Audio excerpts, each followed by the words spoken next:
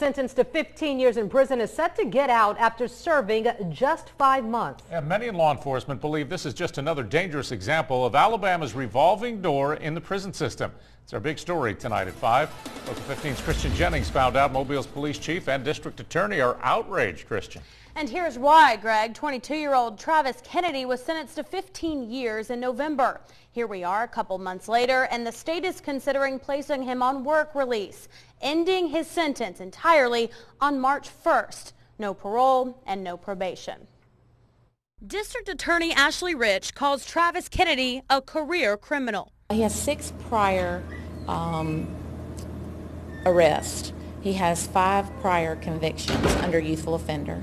He was on probation for the 5 youthful offender cases when he committed 4 new offenses: breaking and entering, burglary, and theft. Police say Kennedy's most recent run-in with the law involved him breaking into a home where a mother and her 6 children were sleeping.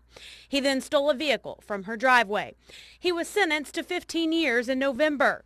Now, Rich has learned that Kennedy's sentence will end in March. They just absolutely are not looking at the priors and the amount of crimes that this person has been involved in.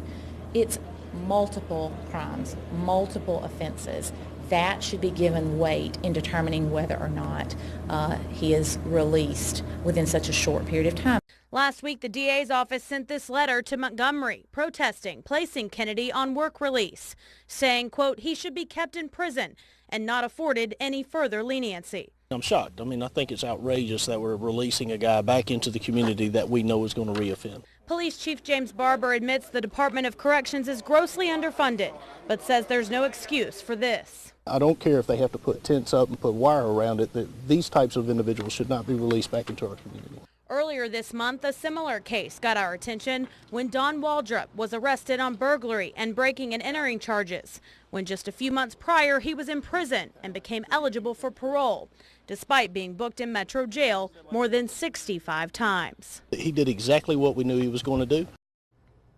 Now, Rich says the Department of Corrections will likely make a decision on the work release program by February 15th after they review her letter stating the reasons why Kennedy should remain behind bars. Greg? All right.